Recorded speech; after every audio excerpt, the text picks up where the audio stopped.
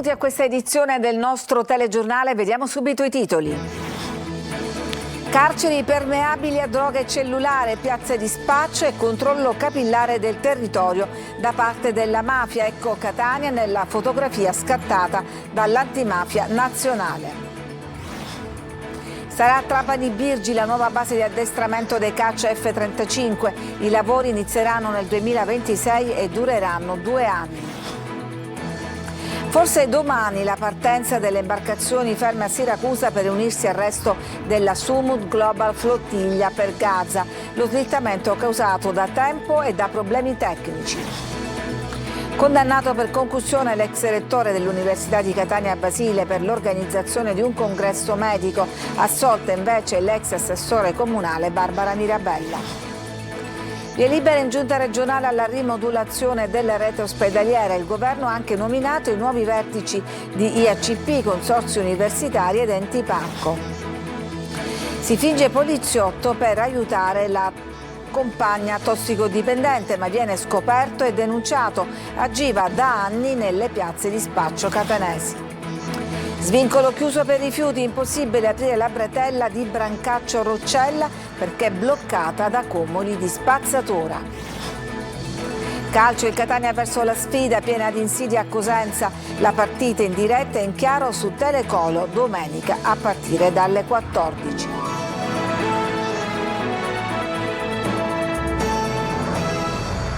La Commissione Nazionale Antimafia accende i riflettori su Catania, al centro il problema della sicurezza dopo le sparatorie e l'omicidio in Corso Sicilia. L'allarme del procuratore Francesco Curcio sui boss che continuano a comandare dal carcere grazie ai cellulari. Sentiamo Luca Ciliberti. Io ho contato a spanne 146 tra bossoli e cartucce nel solo mese di agosto. È evidente che c'è stata una fibrillazione tra clan, probabilmente legata alle piazze di spaccio, che mi pare, da quello che dicono gli inquirenti, essere rientrata, ma che accende e richiama l'attenzione sul fatto che le piazze di spaccio sono il bancomat della criminalità organizzata e continuano a essere il maggior attrattore per i più giovani per entrare nei clan. Carceri permeabili, diffusione delle armi, piazze di spaccio e controllo capillare del territorio da parte della mafia. La fotografia scattata dall'Antimafia Nazionale a Catania rappresenta una città dove la criminalità agisce su più livelli. Un'unica mafia con gli stessi progetti criminali, si dividono il territorio tra appalti e droga. La commissione è riunita per tutta la giornata a Palazzo degli Elefanti, ha sentito tutti i rappresentanti di pubblica sicurezza, polizia, finanza, carabinieri e DIA, il sindaco e in ultimo il procuratore capo Francesco Curcio. Sarebbe opportuno che i cittadini capissero che non è più garantito che chi sta in carcere è neutralizzato da un punto di vista almeno delle attività criminali. Ben vengano tutte le attività di recupero, le attività di risocializzazione dei soggetti, ma bisogna impedire che dal carcere dicano dove va fatta l'estorsione, dove vanno messi i soldi, se va sparato uno invece va sparato un altro. La Presidente Colosimo assicura che la Commissione Nazionale Antimafia lavorerà per dare nuovi strumenti alla magistratura per il contrasto alla criminalità. Il sindaco di Catania, Enrico Trantino, ribadisce invece che alla città servono risorse aggiuntive in termini di uomini e mezzi per la sicurezza. Abbiamo ovviamente sollecitato ancora una volta l'invio di uomini e mezzi e abbiamo anche alla Commissione Antimafia sollecitato alcune proposte normative che ci permetterebbero di essere più efficaci su alcune questioni che vengono percepite, ancora una volta ribadisco il verbo, dai catanesi come particolarmente fastidiose e incidenti su questa sensazione di sicurezza. Mi riferisco al tema dei parcheggiatori abusivi. È arrivata la conferma, sarà a Trapani Birgi la nuova base di addestramento dei caccia F-35. I lavori dureranno 2 anni. Laura Spanò. Al 37° stormo di Trapani Birgi la nuova base di addestramento dei caccia F-35. La conferma arriva dal presidente della Commissione Difesa della Camera dei Deputati, Nino Minardo, che parla di un investimento che rafforza il ruolo della Sicilia come piattaforma avanzata per il settore della difesa, grazie a un indotto che coinvolgerà non solo il comparto militare e civile, ma anche aziende strategiche come Leonardo e Lockheed Martin. I lavori inizieranno nel 2026 e dureranno 2 anni. Il nuovo polo di addestramento globale dei caccia F-35 sarà la struttura gemella di quella già operativa in Arizona, negli Stati Uniti. Per il deputato la realizzazione del nuovo centro comporterà la creazione di nuovi posti di lavoro, specializzazione tecnologica e opportunità per le imprese locali, un investimento che si integra perfettamente con lo sviluppo delle portualità e delle infrastrutture. L'isola potrà così diventare un hub strategico nel Mediterraneo con benefici concreti per l'economia e l'occupazione, conclude Minardo. Ricordiamo che la base militare di Trapani Birgi ha svolto già un ruolo strategico e fondamentale nella guerra contro la Libia. Birgi divenne base operativa per le azioni di guerra contro l'allora regime del colonnello Gheddafi. A risentirne fu in quell'occasione lo scalo civile per l'iniziale chiusura e poi le restrizioni nei collegamenti aerei, ma Birgi è anche base di addestramento della NATO. Le cattive condizioni meteo, insieme a qualche problema tecnico, hanno bloccato finora la partenza della Global Sumud Flottiglia, la missione umanitaria in soccorso delle popolazioni di Gaza. Le 18 barche partiranno forse domani da Siracusa per congiungersi a quelle in Tunisia. Manuela Corsi. Hanno lasciato il porto di Siracusa per raggiungere quello di Augusta, dove sono ormeggiate in attesa di partire verso Gaza. Le 18 imbarcazioni del convoglio siciliano della Global Sumud Flottiglia dovranno ricongiungersi con quello in partenza dalla Tunisia. Resta ora da capire quando queste imbarcazioni appunto salperanno alla volta di Gaza dopo i continui rinvii degli ultimi giorni. Intanto sulla banchina proseguono le operazioni di carico delle derrate alimentari. Sono più di 500 quelle raccolte in tutta Italia, che dovranno essere portate al popolo palestinese della striscia. Gli attivisti hanno fatto sentire la loro voce con toni accesi nei confronti dei governi, tra cui quello italiano, che non supportano la missione umanitaria e hanno chiesto protezione per un'operazione articolata dal punto di vista logistico e soprattutto a rischio di attacchi da parte del governo israeliano. La rabbia che abbiamo di più di quello che è successo in Tunisia è che i nostri governi non denunciano quello che è successo, fanno finta di non vedere cosa è successo, sono timidi, sono balbuzienti su quello che sta succedendo, è vergognoso questo. Nei giorni scorsi la denuncia degli attacchi con i droni alle imbarcazioni ormeggiate a Sidi Bou Said hanno fatto salire la tensione e la paura. Si è chiuso con una condanna e 4 assoluzioni il processo sull'organizzazione a Catania di un congresso medico. Condannato per concussione l'ex rettore Francesco Basile, assolta con formula piena l'ex assessore comunale Barbara Mirabella. Sentiamo Adelaide Barbagallo. L'ex rettore di Catania Francesco Basile è stato condannato con rito abbreviato e la concessione delle attenuanti generiche a 2 anni e 10 mesi di reclusione per concussione e tentata concussione, assolto invece dall'accusa di corruzione.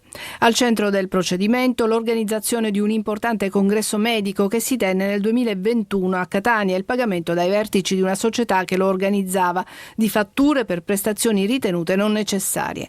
Come pena accessoria, Basile è stato interdetto in perpetuo dai pubblici uffici e incapace a contrattare con la pubblica amministrazione, salvo che per ottenere le prestazioni di un pubblico servizio, e al pagamento di 3.000 euro al Fondo Unico Giustizia. Assolta dalle stesse contestazioni l'ex assessore ai grandi eventi del comune di Catania, Barbara Mirabella, che il 22 settembre del 2022 per quest'inchiesta fu posta agli arresti domiciliari nel pieno della campagna elettorale delle regionali, in cui era candidata per Fratelli d'Italia, da cui si ritirò, assolta con la formula perché il fatto non sussiste. Oltre a Barbara Mirabella sono stati assolti anche gli imprenditori campani Sabrina Rubeo ed Eugenio Marzullo e quello etneo Giovanni Trovato e le società New Congress ed Expo. Via libera in giunta regionale alla rimodulazione delle rete ospedaliere. Il governo ha anche nominato i nuovi vertici di diversi enti. Sentiamo Maglio Viola. 139 strutture sanitarie fra pubbliche e private accreditate, 3 posti letto ogni 1000 abitanti più 1 di lungodegenza ogni 1300. Sono i numeri della nuova rete ospedaliera siciliana già approvata dalla conferenza permanente per la programmazione in sanità, che oggi ha incassato l'apprezzamento della giunta regionale di governo. Adesso il documento verrà trasmesso alla Commissione Salute dell'Assemblea regionale per il parere obbligatorio, poi il piano tornerà in giunta per l'approvazione definitiva prima di essere trasmesso al Ministero Ministero.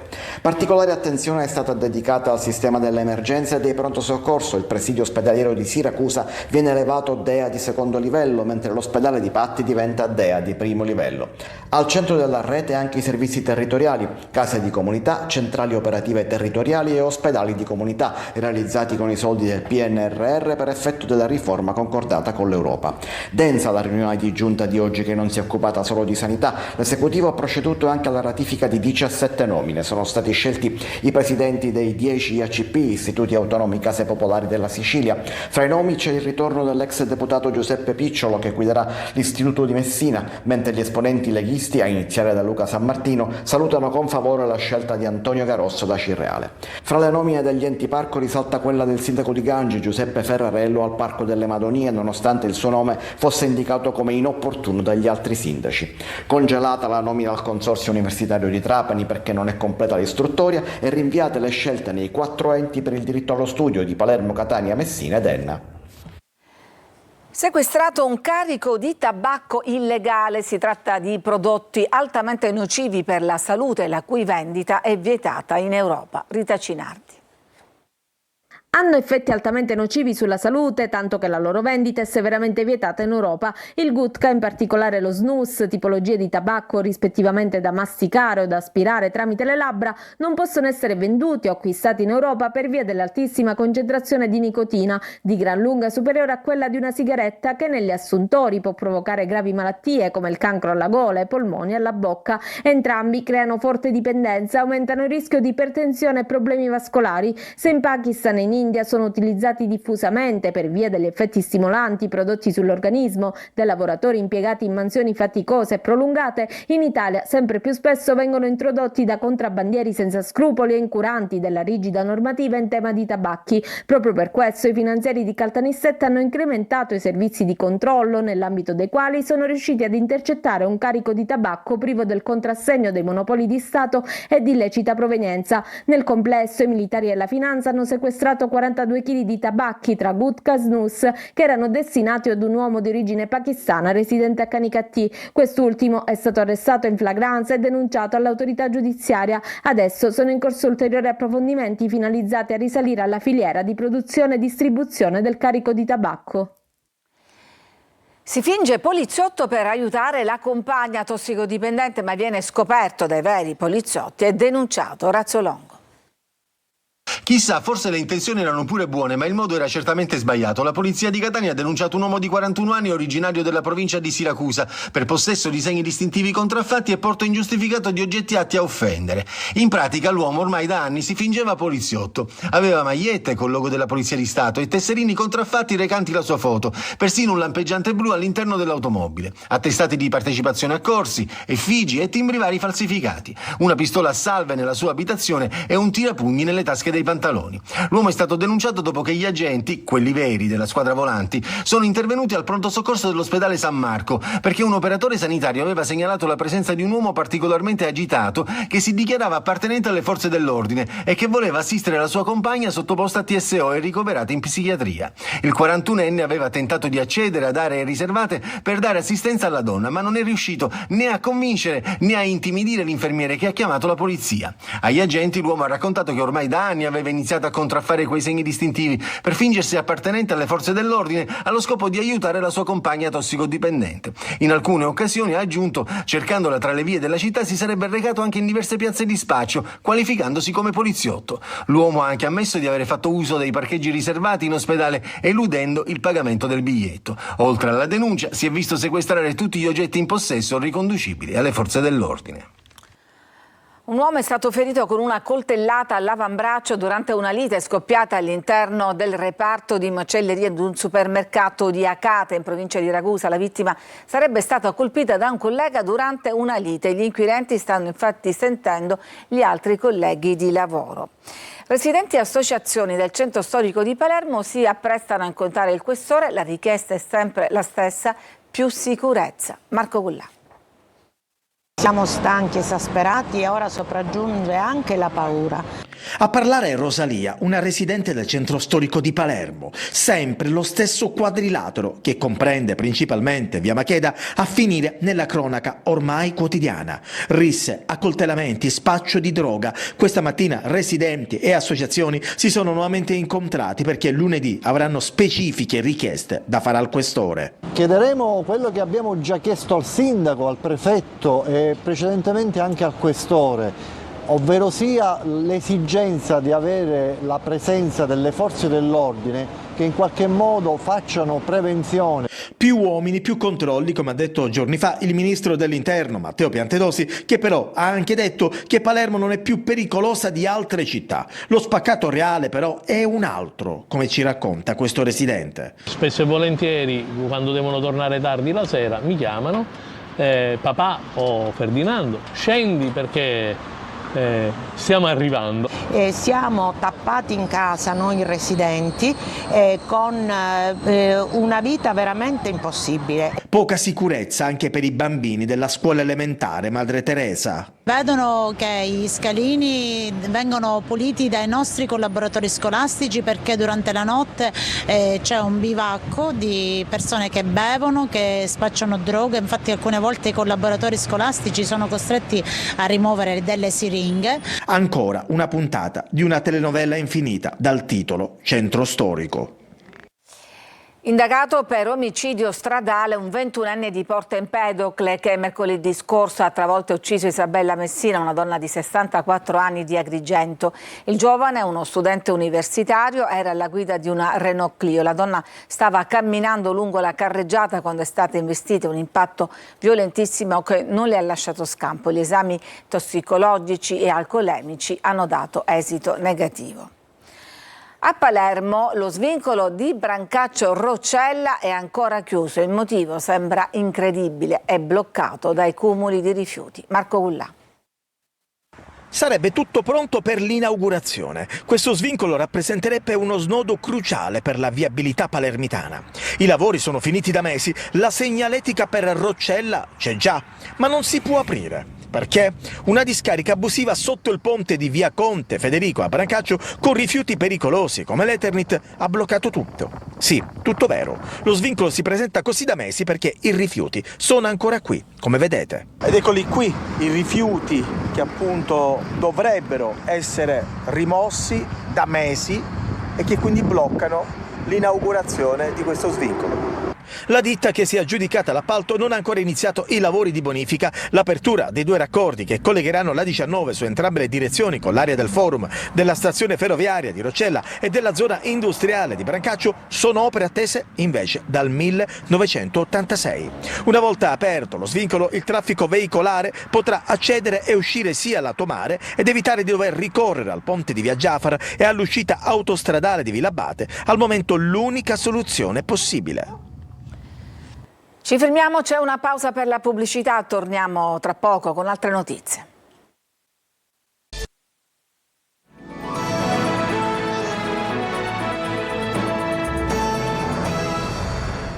Ancora una scoperta archeologica interessante a Gela, sentiamo Gerry Italia. Per Gela è l'ennesima scoperta archeologica che arricchisce un patrimonio già straordinario che va dalla necropoli di Via di Bartolo a quella di Orto Pasqualello. All'Orto Fontanelle, nell'area dove sorgerà il nuovo Palazzo della Cultura grazie a un finanziamento di 6,5 milioni di euro, la sorveglianza di archeologia preventiva ha rivelato un muro imponente di età greca che potrebbe appartenere ad un antico edificio di culto. Gli scavi diretti dall'archeologo Gianluca Calà sotto la supervisione della sovrintendenza di Caltanissetta hanno restituito non solo la struttura lunga oltre 1 metro e larga 50 centimetri, ma anche frammenti di lame da cucina, anfore, testine fittili, una moneta e resti di fauna marina. Indizi che raccontano la vita quotidiana tra il VI e il V secolo a.C. Il primo cittadino, Terenziano Di Stefano, sottolinea come la scoperta si inserisca nel progetto del Palazzo della Cultura, che potrà renderla fruibile alla città e ai visitatori. Stiamo lavorando a stretto contatto anche con la sovrintendenza in modo da tutelare questi ritrovamenti e di inserirli in quello che sarà poi il Palazzo della Cultura e quindi all'interno verranno esposti tutti i ritrovamenti. E il sindaco lancia un appello alla regione per accelerare sull'apertura del museo archeologico e del museo della nave per dare continuità a un percorso che sta trasformando lentamente Gela in capitale siciliana del turismo archeologico. L'appello che facciamo alle istituzioni regionali, in maniera particolare all'assessore regionale, è quello di apporre una totale attenzione nei confronti del territorio di Gela, aprendo il prima possibile i due musei e andando a musealizzare tutto il resto. Ogni scavo, ogni frammento, ogni traccia riaffiorata dal sottosuolo rafforza intanto la vocazione di Gela, città che continua a riscoprire il proprio passato millenario per trasformarlo in risorsa per il futuro. Con un videomessaggio registrato in Vaticano, Papa Leone XIV è intervenuto durante la presentazione della candidatura a patrimonio culturale immateriale dell'UNESCO del progetto Gesti di accoglienza. Tra i saluti iniziali del videomessaggio presentato dal sindaco Filippo Mannino, come una sorpresa, il Papa ha annunciato una visita a Lampedusa, oggi a distanza, ma spero presto in presenza di persona. Si chiamano Forensiadi e sono una sorta di Olimpiadi degli avvocati e degli studi legali in corso di svolgimento a Catania. Calcio a 8 maschile, calcio a 5 femminile, padel, tennis, tennis tavolo, scherma, basket, beach volley, golf e corsa campestre. Le Forensiadi 2025 approdano a Catania, un momento di unione e condivisione attraverso lo sport per tutta l'avvocatura italiana. Una sorta di Olimpiadi dell'avvocatura e confermano il rapporto da sempre vivo, forte, fra la professione di avvocato e lo sport. Oltre 300 avvocati da tutta Italia, 10 regioni rappresentate e circa 25 città provenienti da Trieste fino a Siracusa, quindi per noi è un grande successo, un momento di sport e anche di confronto con gli avvocati di tutta Italia. L'evento, che si concluderà domenica, vede una collaborazione del Consiglio dell'Ordine degli Avvocati, del Comune di Catania e dell'Unione Sportiva Forense Italiana. Un'idea di Forensiadi, cioè di dare più connessione fra diversi sport per cercare di mandare un messaggio chiaro, cioè l'idea di creare una classe forense, l'idea di recuperare l'idea di una comunità forense che qualche volta si perde e che con questo strumento, diciamo, può consentire alle colleghe e ai colleghi di incontrarsi in un ambiente, diciamo, meno serio di quello di un'aula di tribunale. Saranno più di 60 le medaglie sportive che verranno assegnate. Ci fermiamo, c'è ancora una pausa, poi torniamo con la pagina sportiva per parlare della trasferta a Cosenza del Catania.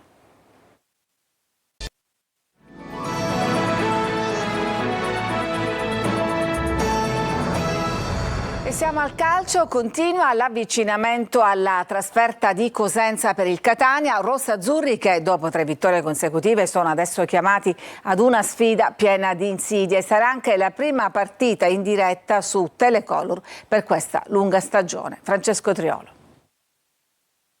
Una nobile decaduta, con difficoltà societarie, con un clima non proprio sereno nell'ambiente, ma con la voglia di risalire. Il Cosenza è il prossimo avversario del Catania in una gara dal sapore antico, ma che presenta diverse insidie proprio per la situazione degli avversari. Toscano conosce bene la piazza e sa le pressioni che può dare. Boucher, tecnico dei Lupi, sta cercando di isolare la squadra da tutto in questi giorni. Potrebbe ritrovare tra i convocati Contiero, che si è infortunato al ridosso dell'inizio della stagione, il giovane centrocampista Contiliano, che sta già lavorando con la squadra, anche se per un'eventuale convocazione contro il Catania si valuterà nelle prossime ore. In casa Catania si guarda anche agli infortunati. Mimmo Toscano dovrebbe ritrovare tra i convocati Francesco Di Tacchio, e questa è già una buona notizia perché ci sono ancora da valutare le condizioni di Celli, Caturano e Rolfini. Difficile che gli ultimi due possano essere della partita. Sul fronte formazione non dovrebbe cambiare granché rispetto alle prime vittoriose partite, con la conferma di Pieraccini a sinistra, ma per capire qualcosa in più occorre attendere la conferenza stampa di domani di mister Toscano, che farà il punto anche su disponibili infortunati. La trasferta, ricordiamo, è vietata ai tifosi rossazzurri, ma la gara sarà la prima che Telecolor trasmetterà in diretta ed esclusiva nel corso della stagione. Appuntamento alle 14, 60 minuti prima del calcio inizio, 4 ore di diretta con la presentazione della gara, le voci dei protagonisti poco prima del calcio d'inizio, il racconto live dei 90 minuti e il rischio post partita con risultati, classifiche e le interviste in anteprima ad allenatori e giocatori. È tutto per questa edizione, grazie per averci seguito, vi auguro una buona serata.